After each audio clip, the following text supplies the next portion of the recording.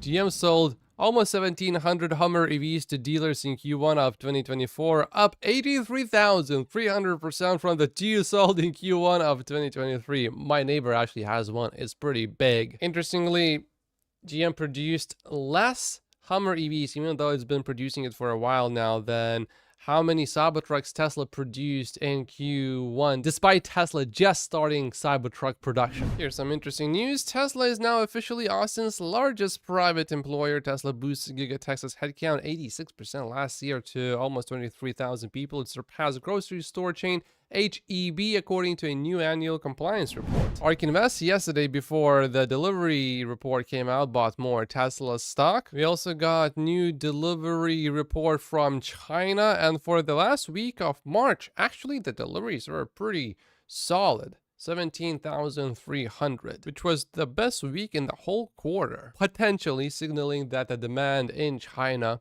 is coming back strong. AJ called it a monster number. The total number of vehicles sold in China as well as exported from Giga Shanghai came in at 89,000 for Q1. Tesla has made some changes to its referral program in the US. When someone uses your referral link, you now get 7,500 credits and not 10,000 like before. Also, the person using your link will no longer get 1 year of free premium connectivity, but they still get 3 months of FSD. I totally missed this one before. It is the beginning of the end. He's responsible for building Tesla's FSD. He's likely referring to FSD V12, now basically pretty much being the most popular FSD version installed in the Tesla vehicles. FSD 11, I believe, is now actually below 50%. Just had my neighbor who has a Model 3 but doesn't follow Tesla closely come up and talk to me about his FSD trial. First time ever experiencing it,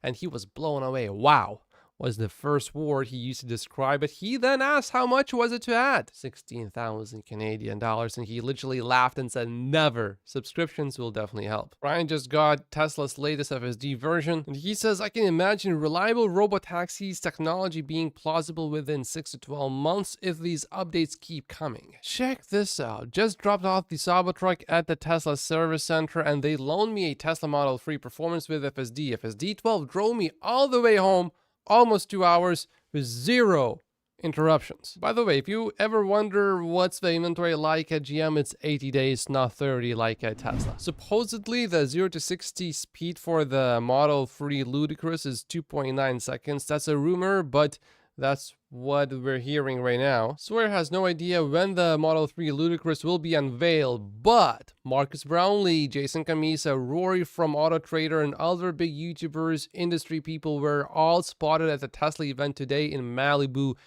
where we know the Model 3 Ludicrous is. Sawyer's guessing it's going to happen in the next 24 to 72 hours. So at this point, it is imminent. The Ludicrous version doesn't really look different from the standard Model 3. Just to be clear, you are looking at a performance or Ludicrous model here. And here's proof that Jason Camisa as well as Marcus Brownlee were at the event. Did you fall for any April Fool's pranks yesterday? This is the only one that got me for a good 10 seconds.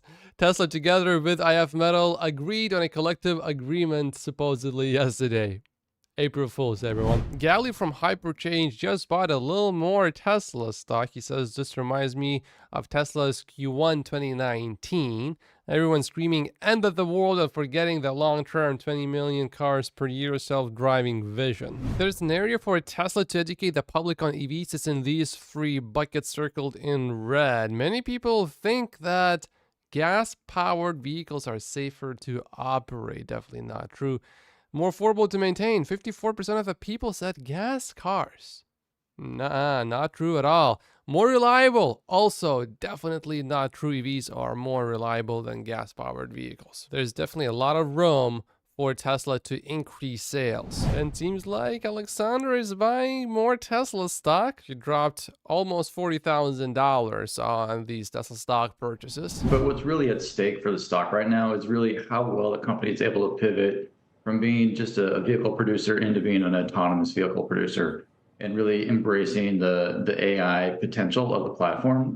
You know, this FSD rollout that they're doing with this 1 month trial, I think is going to be very instructive in terms of how the stock actually performs over the next 12 to 18 months. I think certainly that going forward, FSD is more important to Tesla's performance in terms of its stock price than it was before. From Wedbush Securities, Managing Director of Equity Research. Dan, I'm reading your report, which you wrote very quickly. Let's call it as it is. While we were anticipating a bad quarter, this was an unmitigated disaster. First quarter deliveries was a nightmare quarter for Tesla, you wrote. Elon is now pressured by the street, and China demand remains very soft. And you also say, in this case, street criticism is warranted. But then I end, and you still have an outperform rating, and I wonder why. Hey, look, I mean, for the long term, like in terms of the actual opportunity for EV, for full self-driving, for autonomous, that's still there. But let's just call it like it is. This is no smoke and mirror. I mean, if you looked up train wreck in the dictionary, you'd see a picture of Tesla's 1Q quarter. And, you know, I think the big problem is deliveries. How do you reverse the trend? And that's why I believe this is a fork in the road. In other words, Musk either turns this around, whether it's cutting prices, put the strategy in place, or David, I think we sit here maybe 3-4 quarters from now, and this is actually a seminal moment and the start of what could be some darker days ahead if they do not turn this around. All right, but what does the turnaround look like? You say cutting prices. Clearly, they're facing more competition from Chinese EV makers, not just in the domestic Chinese market. So what do you do if you're Tesla? I think you have to lay out the strategy. Okay, what are price cuts going to look like? When are the new models coming? What could software be as a percent of revenue? What's the AI roadmap? Right now, it's essentially playing darts blindfolded. You don't really have an adult in the room. The conference calls, as we've talked about here, have really been horror shows. So investors, they're hoping in terms of that, what's on the other side of this. Now, in terms of the growth, the opportunity, $30 billion in cash, they're in a phenomenal position from that perspective. But I'd say probably this is what I'd say in the last 5 years, probably the darkest period relative to what we're seeing in China. And this quarter, exclamation mark. Nah, I don't think it's the darkest time that Tesla has gone through in the last 5 years. If you go back to 2019, early 2019, which is when I happened to become a Tesla stock investor, look at the headlines. Tesla loses top manufacturing executive, and then just a few months before then, here's a list of high-level Tesla executive departures. A list, not just one person, but a list. And right before the summer of 2019, it got bad, really bad. All right, but you talk about, the hope of investors. You still clearly have hope as well. So what do you base your hope on? You've been, the last 2 minutes here, you've been quite negative. Mm-hmm. It's that we're 3-4% of automobiles are EVs. Is that full self-driving autonomous? You could argue that could be $1 trillion worth of value from a software perspective. The China story, you've seen the price cuts start to stabilize. They had a good week of the last quarter. So there are some optimism, and I still believe you could be toward 2 million units for the year. But this quarter, there's just no way to sort of glass half full it. This is one where even whisper numbers called 415K. 386, a disaster. So is it supply or demand? Because we expected some production setbacks in the first quarter. I think supply would be dog ate the homework. Maybe call it 30K. You could explain that in a press release. But realistically, it's demand. And I think the problem here, Sarah, is that, you're either going to cut prices or ultimately, you're going to hold serve and then focus on what you could actually do, but hold margins and where volumes could go. The problem is that you can't just put one toe in the water.